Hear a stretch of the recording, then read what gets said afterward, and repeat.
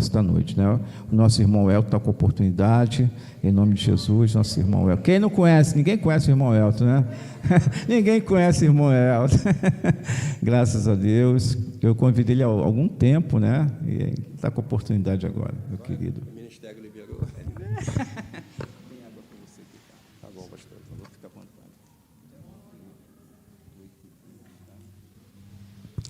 Glória a Deus. A paz do Senhor para os irmãos. Pregador de fora, né, irmãos? Esse pastor é uma benção.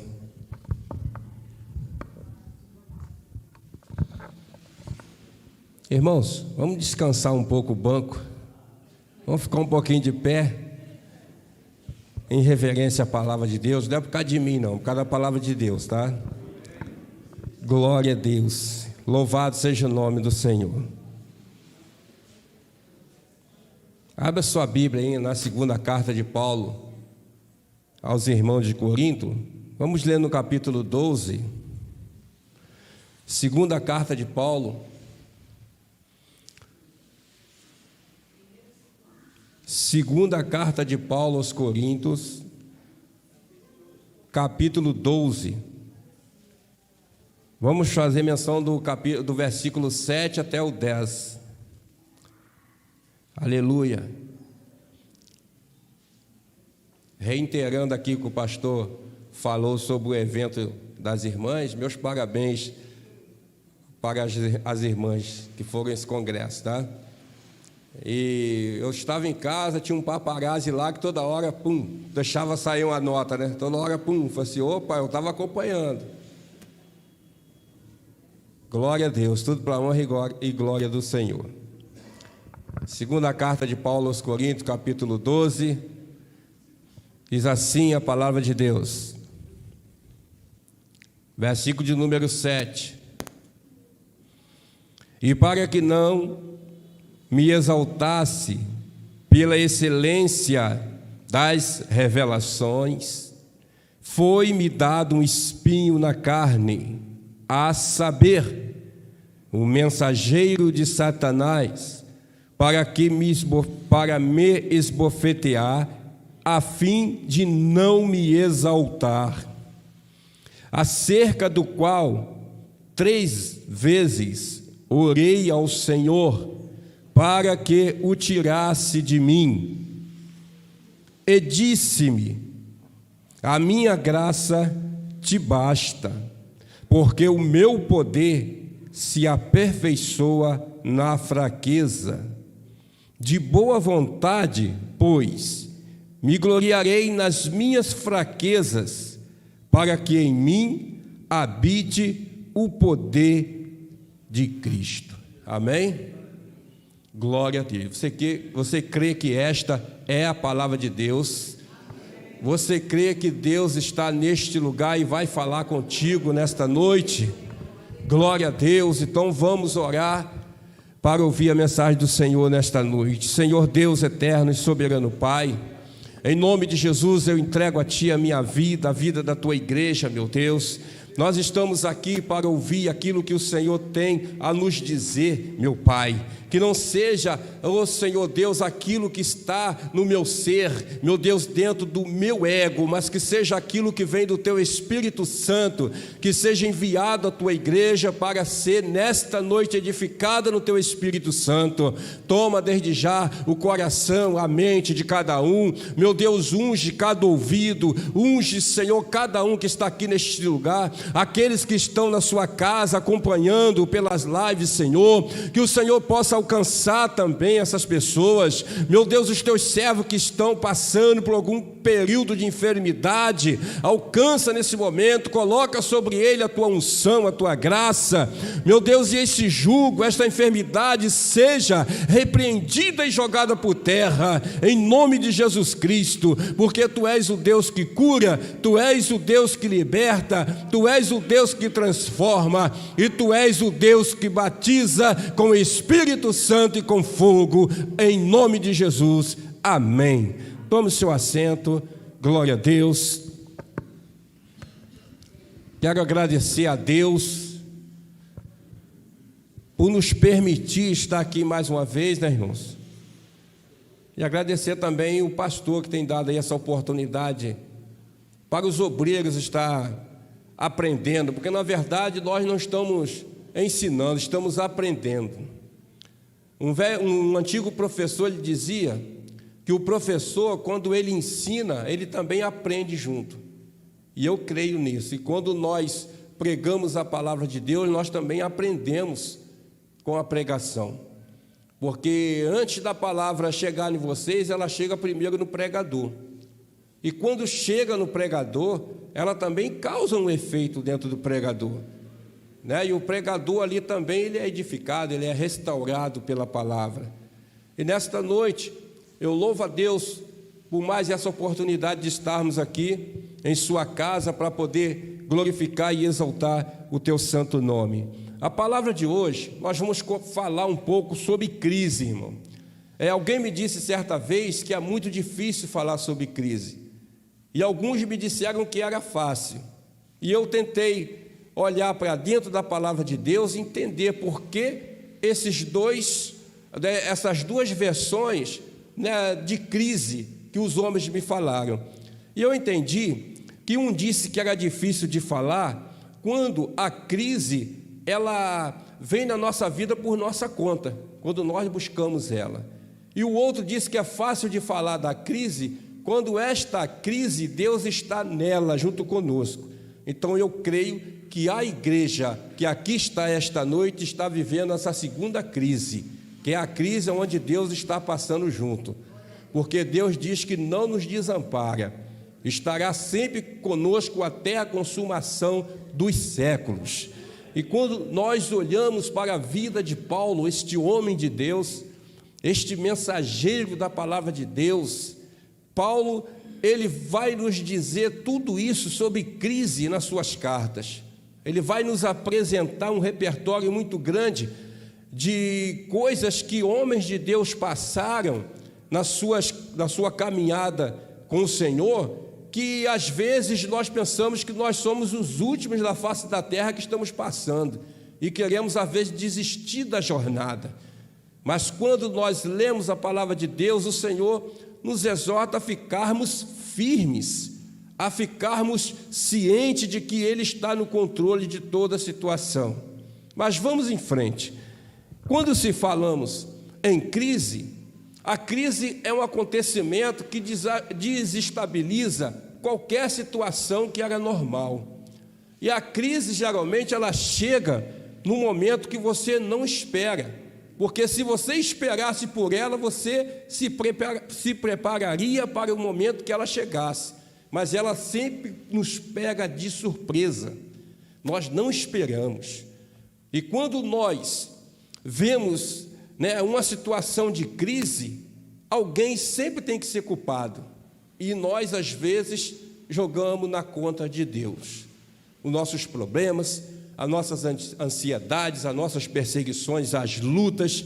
Nós deixamos isso lá no caderno de Deus, falando: a culpa é de Deus, porque de tudo Deus tem que nos livrar, de tudo Deus tem que nos proteger. Mas, quando nós olhamos dentro da Bíblia, nós vemos que a crise ela representa também desertos. Mas como representa desertos? Sim, a crise é uma escassez, deserto também é uma escassez, porque o deserto falta tudo. Deserto falta água, deserto falta alimento, deserto falta sombra. Então o deserto é uma coisa que, quando a pessoa entra nele, ela passa por uma situação difícil na vida. E eu vi dentro da Bíblia, da palavra de Deus, que nós podemos contar 3 origens da crise na nossa vida. A primeira origem da crise, ela pode ser causada pelo diabo, inimigo das nossas almas. E a segunda causa de crise na nossa vida é por nós mesmos. Às vezes nós botamos a mão aonde não é para a gente colocar. Às vezes nós fazemos coisas que não é para a gente fazer. E quando nós colocamos a mão nas coisas que não é para a gente colocar, a gente está puxando para nós um problema que cedo ou tarde ele vai repercutir na nossa vida.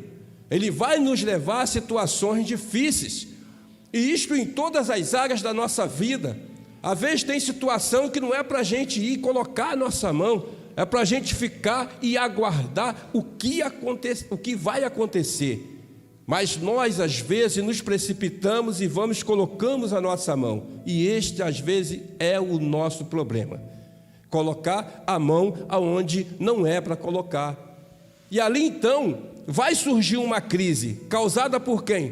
Por nós. E a terceira causa de crise que nós vemos como um momento, né, de restabilização da alma do ser humano, é a crise causada por Deus. Mas como assim? Deus causa a crise? Sim, Ele causa a crise no sentido que é de nos trazer de volta para Ele. Ele permite determinada situação para poder corrigir os nossos atos. Algo que nós fizemos de errado e que nos afastou do caminho dele e nos levou para uma situação onde nós ficamos fora do conceito da salvação dele. E como ele quer que todas as almas se convertam e por ele seja salva, Deus, ele sempre dá um jeito de nos trazer para a presença dele, mesmo que para isso ele tenha que gerar uma crise. E assim é o Deus que nós servimos.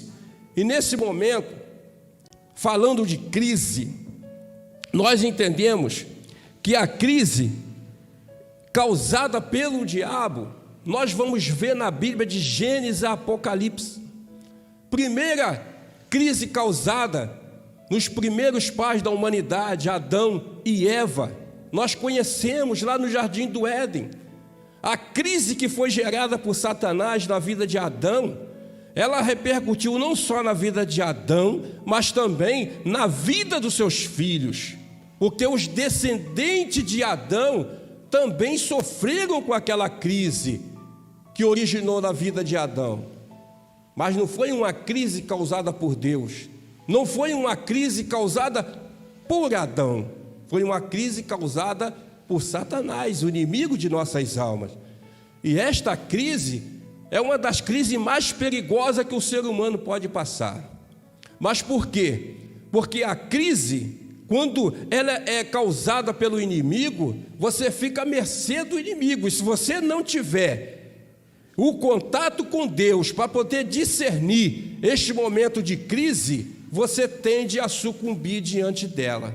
Mas quando você crê que o Senhor está contigo, e qualquer crise que vier para te afrontar, para te derrubar, e você crê que o Senhor está no controle da situação, esta crise vai ser nada diante de você.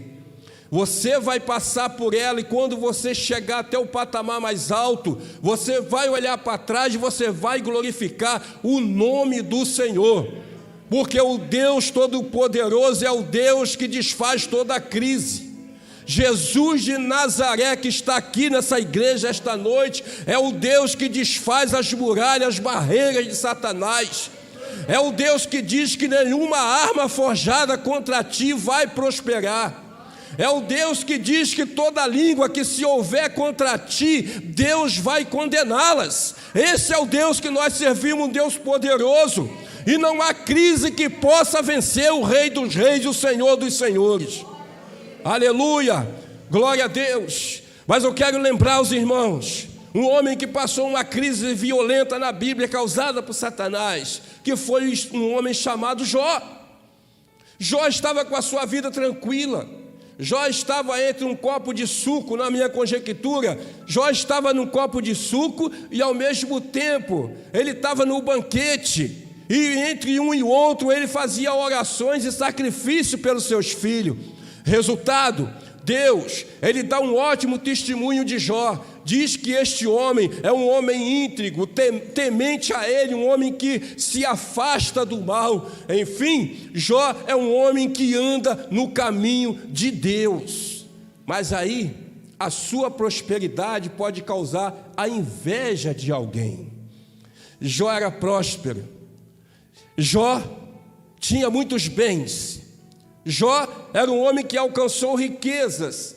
E essas riquezas de Jó repercutiam em todo o Oriente. A palavra de Deus vai dizer que ele era o homem mais rico e poderoso do Oriente Médio na época. Quando a Bíblia fala isso, ela está estendendo ali a limites imensuráveis a fortuna de Jó. E quando o inimigo vê a prosperidade de Jó, isso causa um ciúme no ego de Satanás. Porque este homem é assim? E os servos do Senhor vão aparecer numa reunião diante de Deus. E quando chega nesta reunião, chega também o inimigo e se apresenta diante de Deus. E quando ele se apresenta diante de Deus, Deus conhece todos que estão à sua frente e até aquele que está lá para acusar os irmãos. E Deus pergunta para ele: "Da onde você vem?" E ele responde ao Senhor: "Eu vim de rodear a terra e passear por ela."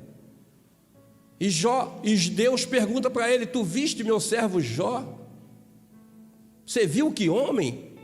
Ele me teme, ele é íntegro, ele se afasta do mal." E o inimigo olha para Deus e diz o seguinte: "Também você cerca ele de proteção de todos os lados, você dá tudo para ele, você cerca a vida dele com tudo do bom e do melhor. Como ele não vai ser uma pessoa próspera? Deixa eu tocar nos bens dele e tu vai ver se ele não blasfema de ti na tua cara." Às vezes nós passamos por essas situações. Você está aqui hoje, numa reunião diante do altar de Deus, diante do trono do Senhor. Você está na congregação dos justos, glorificando o nome do Senhor. Mas tem um inimigo que ele te odeia. Tem um inimigo que ele odeia a sua prosperidade. E de dia e de noite ele peleja para poder causar crises na tua vida. De dia e de noite ele peleja para poder te destruir. E a palavra de Deus, ela vai dizer que este ser, ele sai da presença de Deus e vai direto para a fazenda de Jó. E quando ele chega na fazenda de Jó, ele começa a causar os infortúnios na vida de Jó. Jó está tranquilo, não está esperando. Ele não está aguardando aquele momento de adversidade. O único acontecimento que Jó está aguardando é que os filhos dele possam ter pecado contra Deus. E por isso ele está fazendo orações, sacrifício, junto a Deus a favor dos filhos. Porque Jó, ele colocava no teu coração: quem sabe os meus filhos não pecaram contra Deus. E Jó sempre fazendo sacrifício, intercedendo junto a Deus pelos filhos. Mas Jó não esperava aquelas situações adversas que chegaram em momentos inoportunos na vida dele. Ele não esperava. E a palavra de Deus, ela vai dizer que no momento em que os filhos de Jó estão reunidos na casa do seu irmão primogênito, aqueles jovens estão no banquete. Jó tinha 7 filhos e 3 filhas, e as filhas, ela ia no banquete dos seus irmãos. E a palavra de Deus vai dizer que no momento que Jó está tranquilo em sua casa, chega um correndo na casa dele e diz: Jó, aconteceu algo terrível. O gado e as cabras estavam no pasto, E deram sobre ele os salbeus, e levaram tudo, Jó. E os servos mataram a espada, e só eu sobrevivi para te trazer esta boa nova. Eu entro agora no coração de Jó e vejo aquele homem descendo o máximo possível diante de Deus e começando a se questionar por que aconteceu. E quando este homem ainda estava falando, quando ele ainda estava comentando sobre a primeira desgraça na vida de Jó, chega o segundo. O segundo chega e fala: Jó, os camelos estavam pastando, e os caldeus vieram, e pegaram e levaram seus camelos, mataram os servos, e só eu sobrevivi para te trazer as boas novas, para te trazer essas coisas. Imagina o coração deste homem quando ele ouve isso. Mais uma desgraça aconteceu na vida de Jó naquele momento, uma crise que ele não esperava em sua vida. E de repente, quando este está quase terminando de falar, entra outro pela porta. Jó estava no campo pastoreando o rebanho quando o fogo do céu caiu, Jó, e consumiu tudo, não sobrou nada. Fogo de Deus caiu do céu e consumiu todo o seu gado, não tem mais nada. Eu imagino a tristeza desse homem que por 3 vezes ouviu uma dura notícia, e isso tudo no mesmo dia. Em questão de horas eles ouviram isso. E quando esse terceiro homem ainda está falando, chega o quarto correndo atrás. E ele abre a sua boca: Jó, os seus filhos estavam reunidos. Estavam todos no banquete na casa do seu irmão primogênito, quando deu o vento sobre os 4 cantos da casa, e ela caiu sobre o jovem, todos eles morreram. Não restava mais nada para Jó. Jó rasga sua roupa,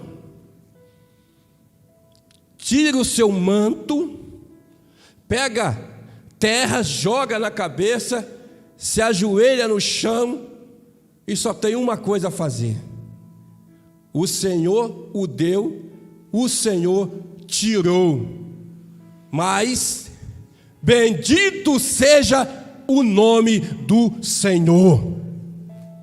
É isso que Deus quer de nós nesses últimos dias aqui nesse lugar. Não importa a crise que você está passando. Talvez você vai sair de uma e vai chegar outra, outra. Mas quando chegar, você diz: o Senhor me deu, mas Ele tirou. Mas louvado seja o nome do Senhor, que o nome do Senhor seja exaltado na tua vida. Não importa a condição, que o nome do Senhor seja exaltado para todos sempre. Nós não estamos livres de passar crises. A crise, ela é bíblica. Às vezes nós queremos viver um evangelho que a gente não passa situações difíceis, que nós não passamos situações de desconfortos, de adversidades. Mas quando nós olhamos para os homens de Deus, os homens que foram chamados para pregar o evangelho do Senhor, nós vemos que esses homens, eles passaram por situações que hoje nós ainda não passamos. Eles passaram por situações que hoje a igreja, em lugar nenhum na face da terra, já passou por ela. Mas eles disseram: louvado seja o nome do Senhor. Irmãos, a crise ela não é para nos matar. A crise não é para te derrubar, a crise é para te fortalecer e exaltar o nome de Deus. Quando aparecer a crise, lembre-se do teu Senhor, lembre-se de Deus na tua vida. Não desanime, não desista nunca. Nunca se entregue, porque mais forte é o que está com você do que aquele que está no mundo. Nunca desista diante das adversidades. Satanás não ficou satisfeito. Sabe por quê?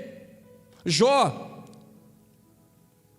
mesmo diante da primeira crise, ele exaltou o nome de Deus. Ele não se deixou levar por aquela adversidade. E mais uma vez, tem outra reunião no céu. E os filhos de Deus se chegam diante de Deus. A Bíblia fala que eles foram prestar contas a Deus. E no meio deles também veio de novo Satanás misturado no meio. E mais uma vez, Deus pergunta para ele: de onde tu vens? E ele responde de rodear a terra e passear por ela. E Deus pergunta de novo: tu viste o meu servo Jó? Homem justo, íntegro, fiel, que mesmo tendo você me incitado contra ele, ele permanece íntegro. Ele permanece fiel a mim, mesmo tendo você me incitado contra ele. E ele abre aquela sua boca podre e fala com Deus o seguinte: pele por pele. Pele por pele, tudo que o homem tem dará pela sua vida.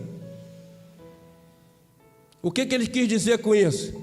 O Senhor tirou tudo, deixou tirar tudo dele, mas ele ainda tem saúde para ganhar mais?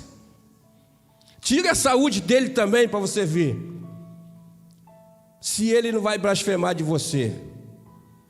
E Deus falou: tá bom, vai, só não toca na vida dele que me pertence. E a palavra de Deus diz que o inimigo sai da presença de Deus e direciona-se para Jó novamente. E quando ele chega até Jó, ele lança tumores no Jó, desde a planta dos pés até o alto da cabeça. E a palavra de Deus diz que Jó estava num flagelo tão grande, que os amigos de Jó, 3 amigos, chegaram para consolar Jó. E de longe eles não reconheceram o homem mais rico do Oriente, o homem que tinha posse, que tinha bens. Jó estava irreconhecível para os seus amigos. E a palavra de Deus, ela diz que os amigos de Jó sentaram do lado dele 7 dias e 7 noites e ninguém abriu a boca para falar nada. Sabe o que Deus está falando hoje para você e para mim aqui neste lugar? Tem pessoas que vão olhar a crise que você está passando e não vão fazer nada por você. Tem pessoas que vão olhar o processo que você está passando e não vão levantar a mão para poder te ajudar. 7 dias. Quem tem amigos como os amigos de Jó não precisa de inimigo, irmão. 7 dias olhando o sofrimento daquele homem e não falar nada. Tem pessoas que vê você passando crise, você passando a ver necessidade. É preciso você andar com uma bandeira na mão dizendo: eu estou passando fome, eu estou sem nada para vestir, eu estou sem nada para poder comer, eu estou sem aonde morar. Precisa sair com placa para isso? Não, a tua situação já mostra isso para a sociedade. Mas ninguém faz nada. Assim eram os amigos de Jó. E eu ouvi dizer que tem um adágio popular que diz que quando a crise entra pela porta, o amor sai pela janela, não é isso? Quando a crise entra pela porta, o amor sai pela janela. Eu tentei entender isso dentro da palavra, aí eu cheguei no versículo seguinte da esposa de Jó. Quando Jó estava bem na fita, quando Jó estava lá com seus bens, com seus camelos, tudo do bom e do melhor, a mulher tranquila. Meu amor, você quer um leite de cabra? Quer colar os seus pés? O homem está bem, está rico. Mas acabou tudo. Acabou tudo, a crise chegou na porta de Jó. Quando a crise chegou na porta de Jó, o carinho, o amor que a mulher dele tinha por ele acabou também, saiu pela janela. Olha o que ela vai falar para Jó. Ainda se mantém fiel a esse Deus, amaldiçoa a Deus e morre. Conselho bom, né? Aparece 3 amigos, ficam 7 dias com ele sentado no pó e na cinza, ninguém fala nada. A mulher do lado dele, eles pegam o apoio dela, e ela manda ele amaldiçoar a Deus e morrer. Mas o homem que é fiel a Deus tem resposta na ponta da língua. O homem que é fiel a Deus, ele sabe quem foi que o chamou. Ele sabe quem é por ele. E Jó responde para a mulher dele: tu fala como uma louca. Aceitaste o bem de Deus com prazer e o mal não queres tu aceitar? E mesmo assim, diz a palavra de Deus, Jó não pecou contra Deus e nem imputou a Deus causa nenhuma do seu sofrimento. Quando às vezes a crise chega, o primeiro que a gente culpa é Deus. Deus é culpado. Foi Deus que causou isso. Porque sempre alguém tem que pagar a conta. Este é o mal que veio na vida de Jó, que não foi causado por Deus, mesmo Deus tendo tirado o amparo dele, a proteção. Os guarda-costas do céu estavam à volta de Jó. Deus já falou assim: ó, guarda-costa, pode sair, vem, deixa o inimigo agir. Mas ele se manteve íntegro. Ele se manteve íntegro a Deus. Uma causa de crise causada pelo diabo. Não foi por Deus. Mas nós temos também a causa causada por Deus e por nós mesmos. Nós temos uma crise muito conhecida na Bíblia, causada pelo próprio homem. Jonas.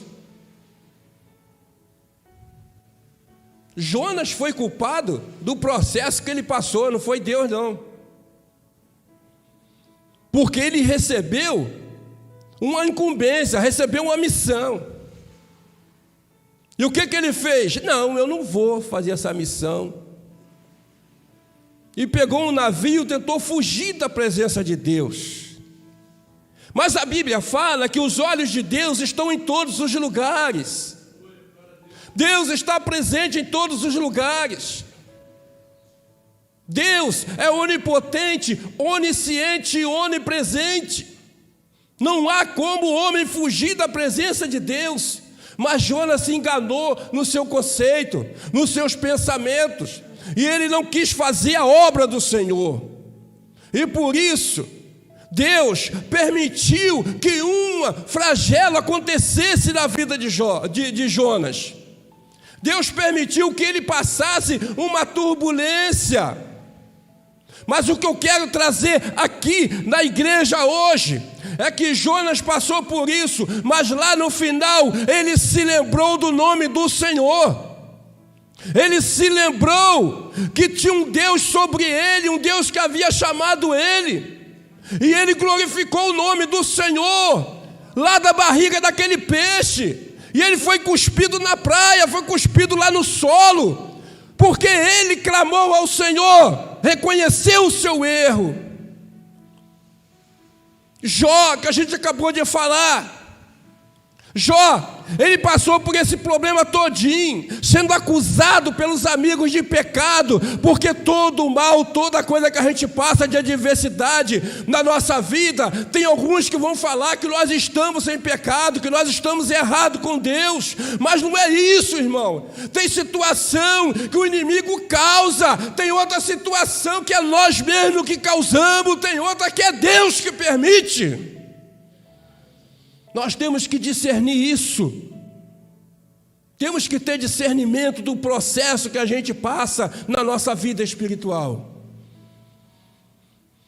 Jó, lá no capítulo 42, ele vai dizer o seguinte: bem sei que tudo podes, e que nenhum dos teus planos podem ser frustrados.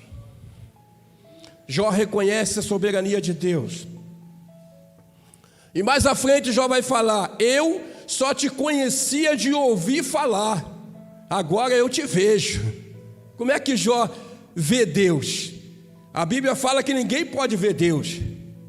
Homem nenhum possa ver Deus e fique de pé, porque morre. Então como Jó, ele viu Deus, pastor? Viu Deus, sabe onde? Nos seus flagelos, nas adversidades que ele passou. Ele viu Deus ali, na presença dele, dessa forma. Porque em tudo isso que ele passou, ele estava sentindo ainda dentro dele a presença de Deus.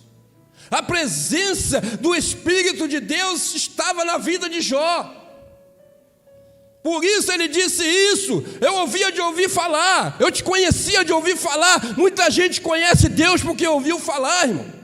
Ouviu falar o que Deus fez na vida de fulano, ouviu falar o que Deus fez na vida de ciclano. Mas quando Deus, ele se apresenta verdadeiramente ao homem, é ali que o homem reconhece Deus.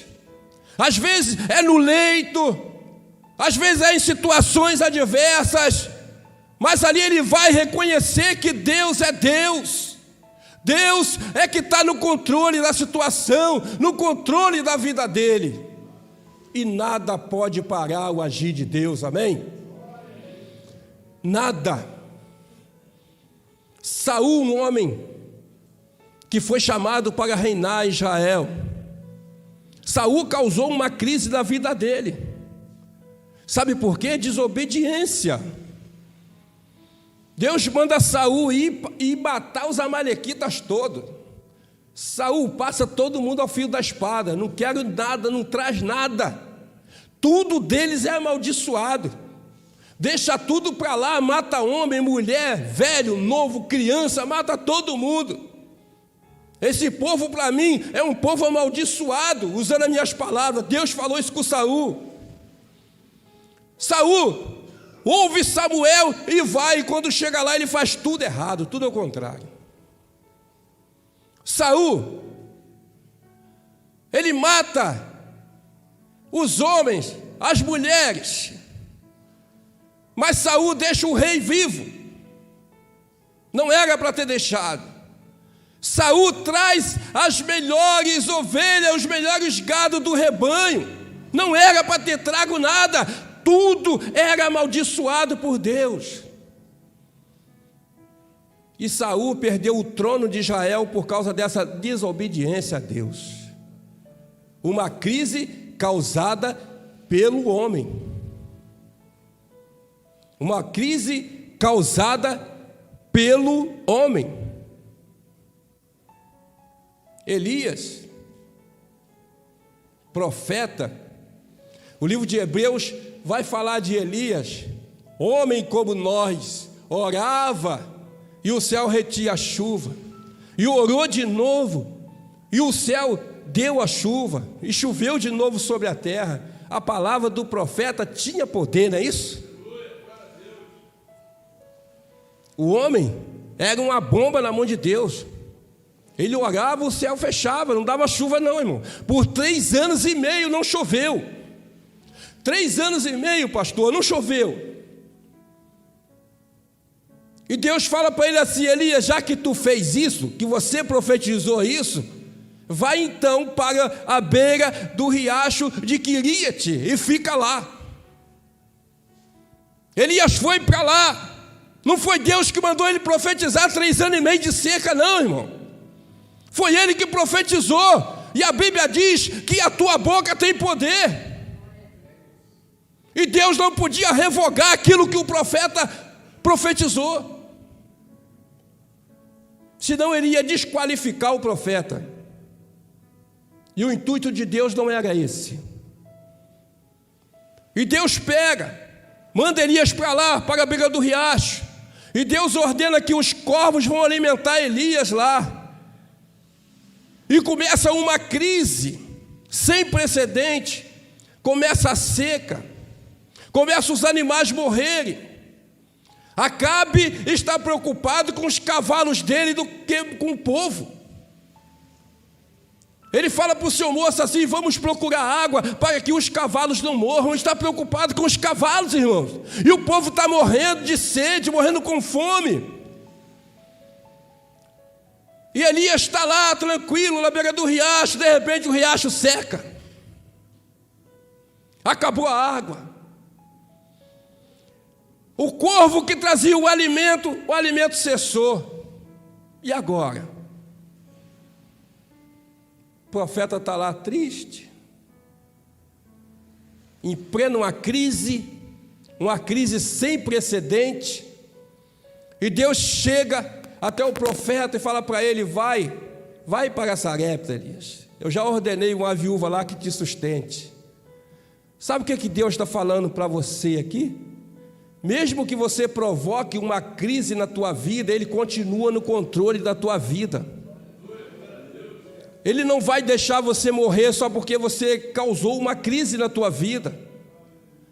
Ele vai te dar o recurso para você sobreviver, até você reconhecer que Ele é Deus. Elias, ele vai para Sarepta, e lá ele é sustentado por uma viúva. E depois que ele é sustentado por essa viúva, Deus fala: vai agora e se apresenta a Acabe. Elias sai e vai se apresentar a Acabe. Ele chega até Acabe e fala para Acabe: ó, tão certo como vive o Senhor a esses dias, vocês vão ter carne para comer.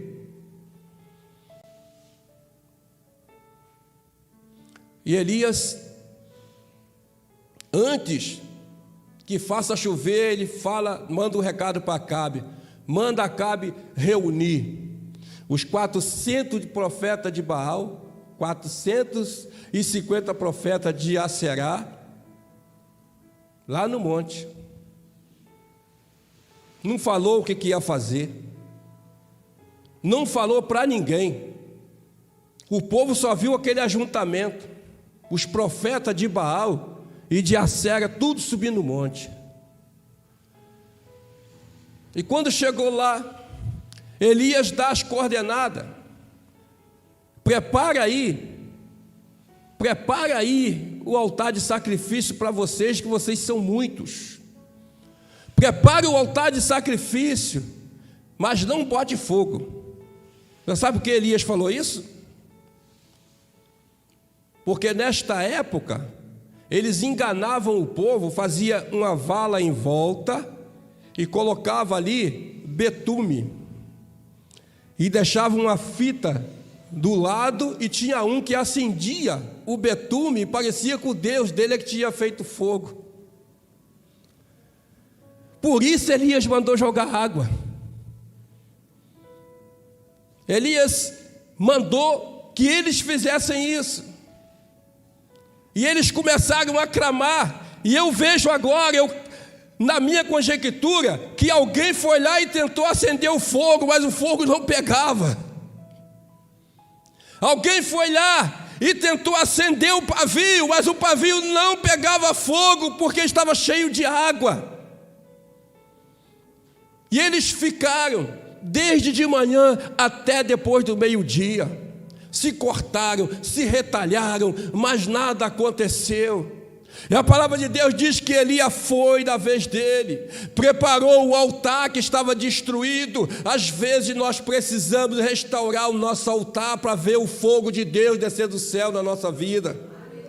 Às vezes o nosso altar está destruído e é preciso reconstruir o altar. Está entendendo o que Deus está falando aqui esta noite? É preciso reconstruir. Elias pega pedra por pedra, 12 pedras, representando as 12 tribos de Israel.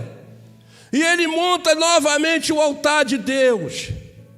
Elias coloca lenha, prepara o holocausto, manda fazer uma vala em volta do altar do sacrifício. E ele manda trazer talhas de água, enche uma vez, enche 2 vezes, enche 3 vezes, enche 4 vezes. E aonde saiu água que se era a época de seca? Que mistério é esse, né, irmãos? Da onde saiu essa água? Foram 6 talhas de água. Da onde saiu isso? Para encher aquele rego lá, para ele poder fazer o sacrifício dele? Até hoje a Bíblia não explica. Ninguém consegue explicar.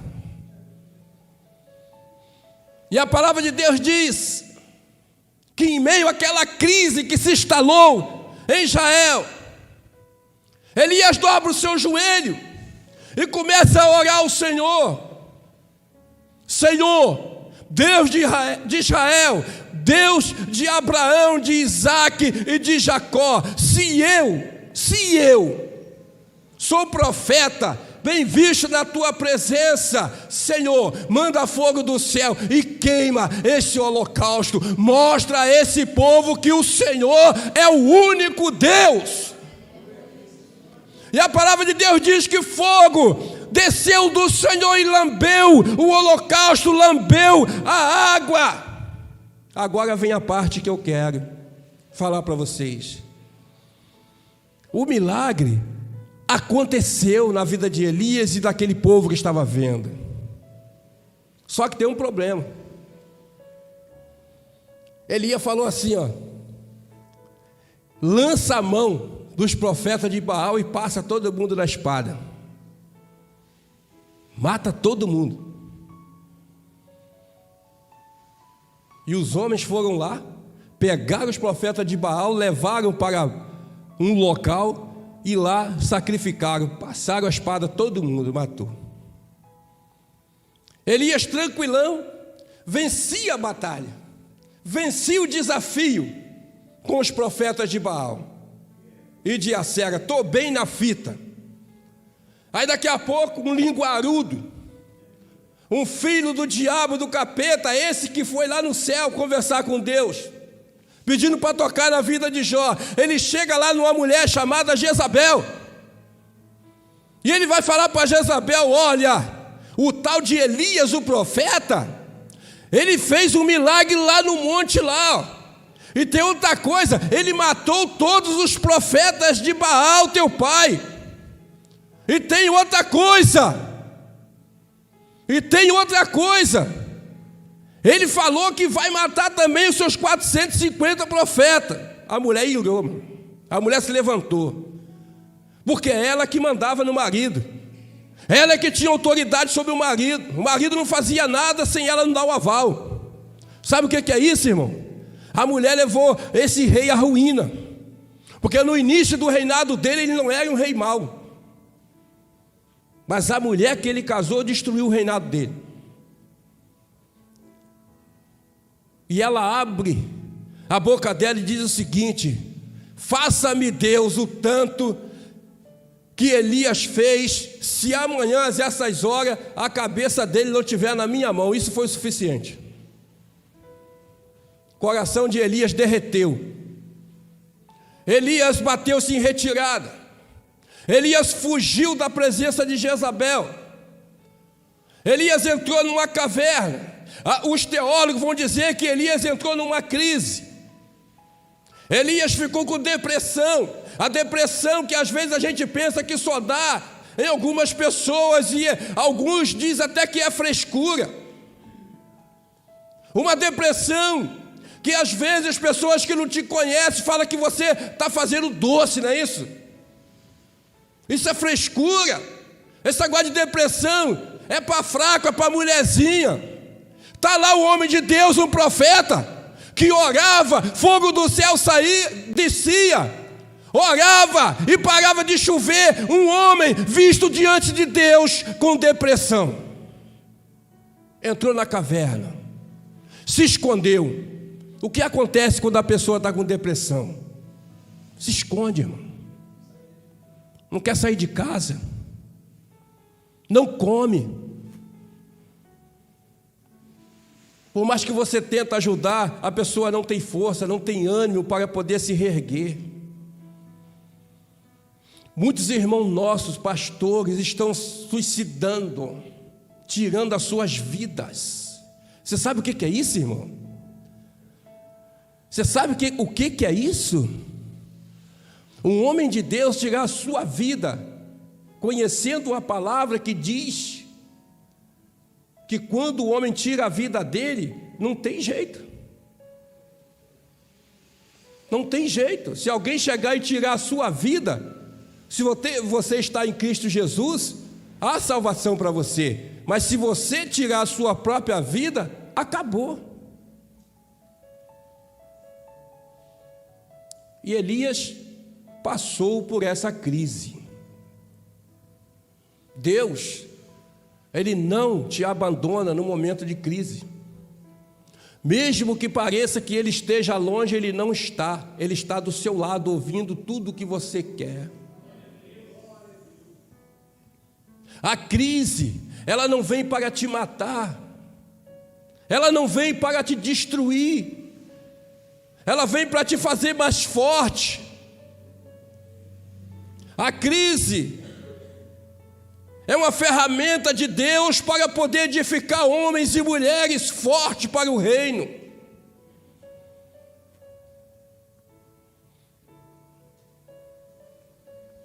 A crise não te mata, irmão. Ela te deixa forte. Eu vi uma vez alguém colocou no Face: aquilo que não me mata me deixa forte. Eu falei: sabe o que é verdade? Aquilo que não te mata te deixa forte. Em suma, a crise, sem Deus você está perdido. Mas quando você está na crise e passa ela com Deus, é vitória na certa. É vitória na certa. Para a gente fechar, a crise provocada por Deus, e é esta que a Bíblia tem para nós.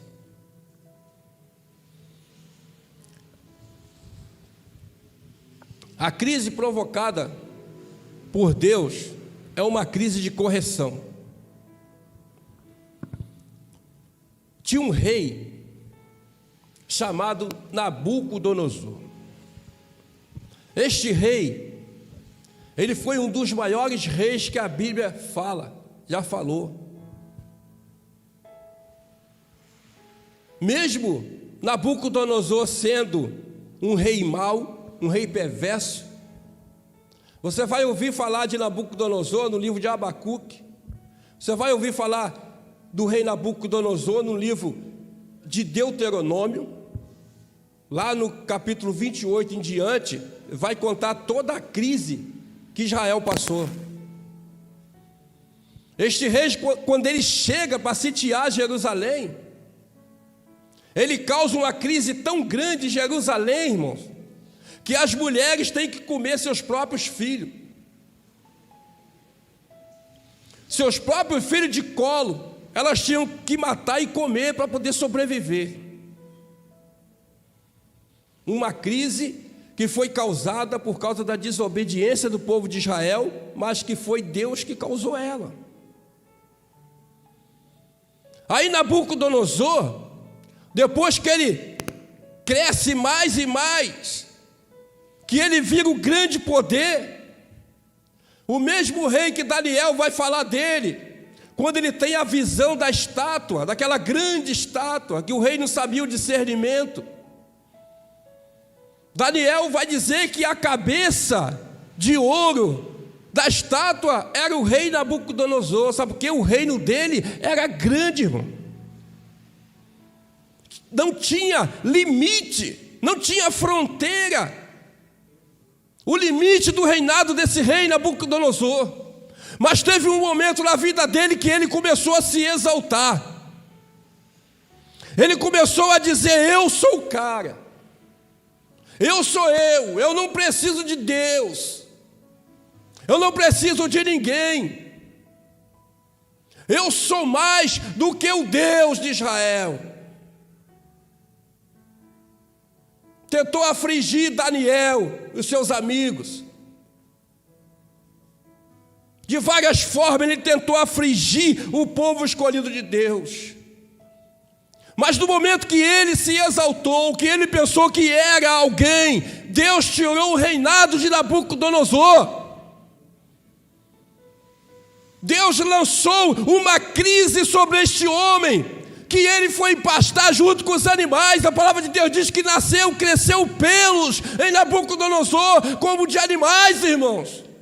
As unhas deles cresceram, a orelha dele cresceu como de burro, e ele foi pastar, comer erva, junto com os animais. E este rei ficou um tempo lá, pastando junto com os animais, e o reino dele em outras mãos. Mas teve um momento que este rei olhou para cima, e a mente dele veio nele, o tino veio nele, pastor, e ele lembrou que tinha um Deus em Israel, e ele reconheceu o seu pecado, reconheceu que ele cometeu um grande pecado contra Deus, e pediu perdão a Deus, e Deus restaurou o reino novamente. Deus mudou novamente a vida de Nabucodonosor e trouxe ele de volta para o templo, e ele continuou reinando até a sua morte. Deus, Ele causa a situação para te trazer de volta, não é para te matar, é para te trazer de volta para Ele. É assim que Deus age, às vezes em situações que fogem ao seu controle, ao meu controle, irmão. Que às vezes a gente acha que a gente está bem na fita, que a gente não precisa de Deus. Às vezes a gente acha que nós somos mais do que tudo. Aí a palavra de Deus vai dizer que Deus, Ele abate os soberbos, mas dá graça ao humilde. Deus não se deixa escarnecer.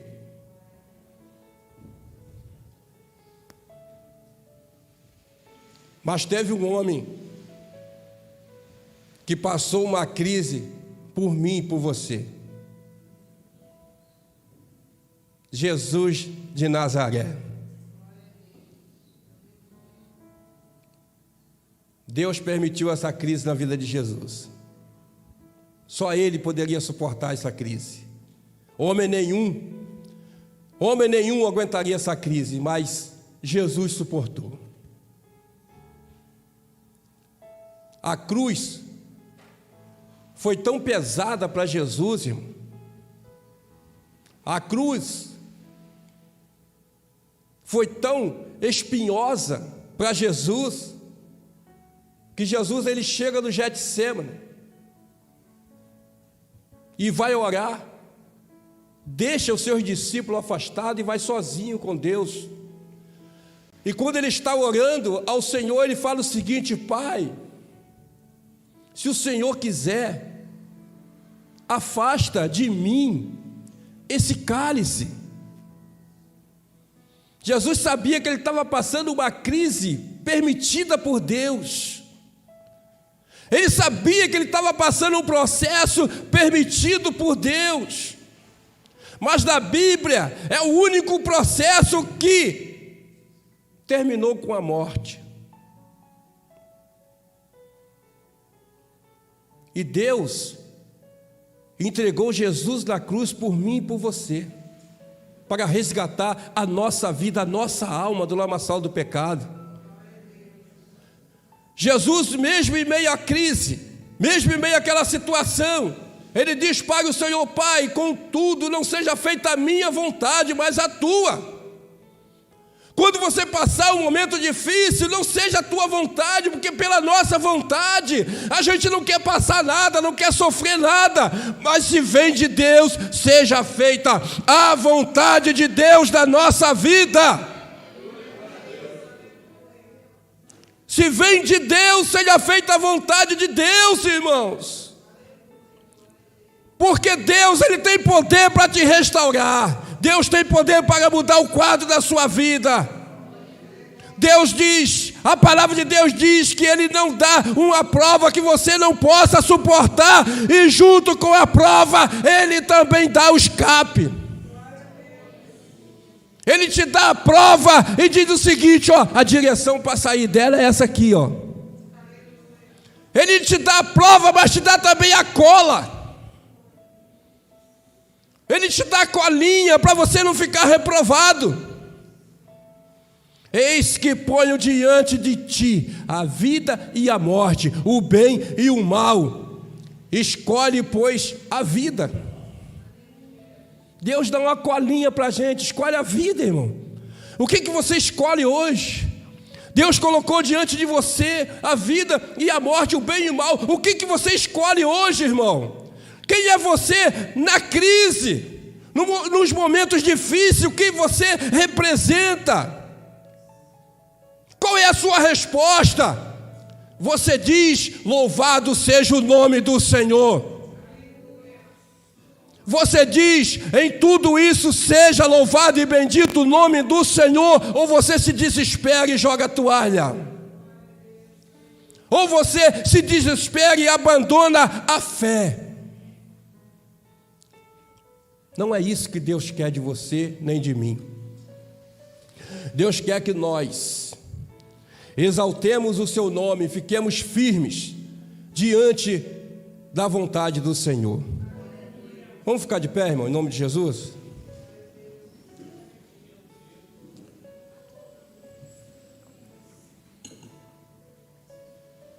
Vamos orar ao Senhor.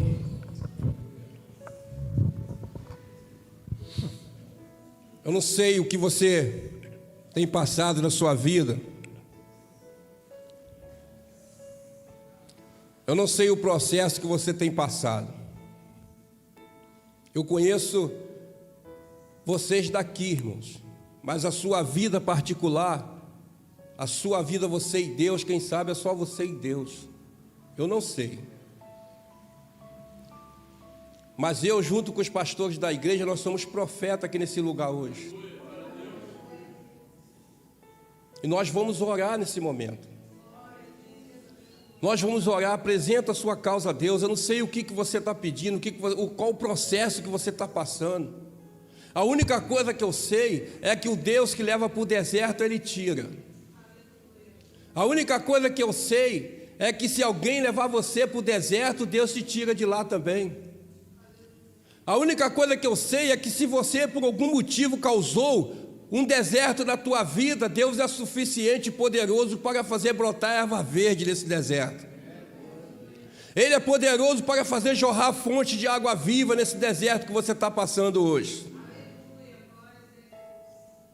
E se foi o inimigo que causou esse deserto na tua vida, Deus é poderoso para desfazer a obra dele. Oremos ao Senhor. Senhor Deus eterno, soberano Pai, eis aí na tua presença a tua igreja, o teu povo, Senhor. Meu Deus, essa palavra que o Senhor tem nos dado hoje nos exorta, meu Deus, com relação aos momentos difíceis, às adversidades, Pai. Porque nós sabemos que o Senhor nos diz que no mundo nós teremos aflições. Nós não estamos livres de passar situações adversas. Às vezes uma enfermidade, às vezes, Senhor Deus, uma adversidade dentro da família.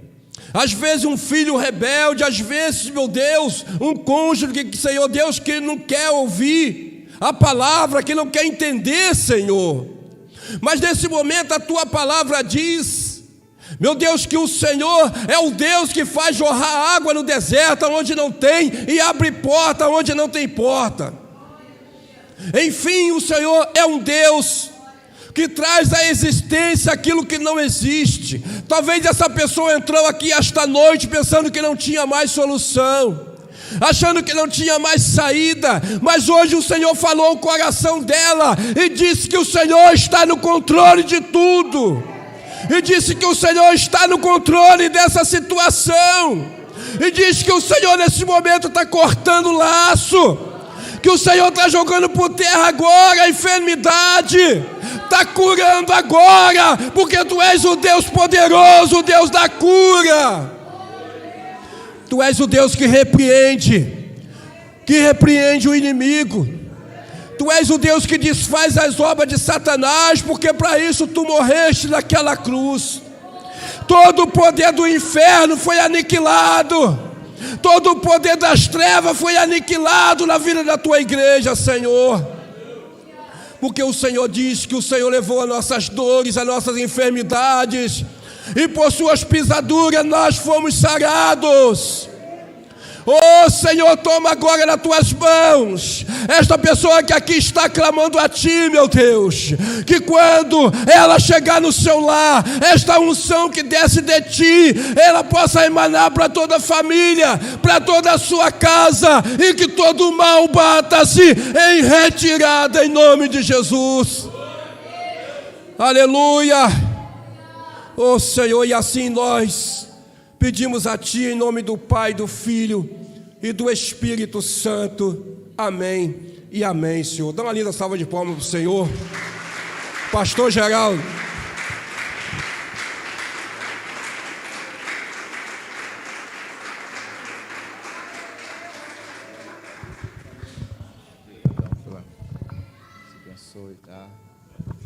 Amém, graças a Deus. Fico com essa palavra. Amém. Que nós não venhamos ser somente ouvinte, mas praticante da palavra de Deus.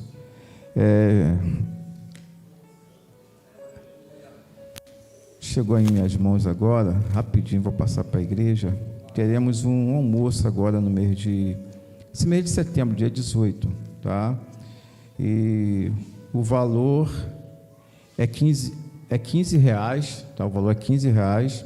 O cardápio é carré, couve, farofa e coxa de frango com purê de batata, tá? Vai ser no dia 18 desse mês, vai ser num domingo, amém? Graças a Deus, a hora passa rápido, né? Tem alguém aniversariando para a gente orar?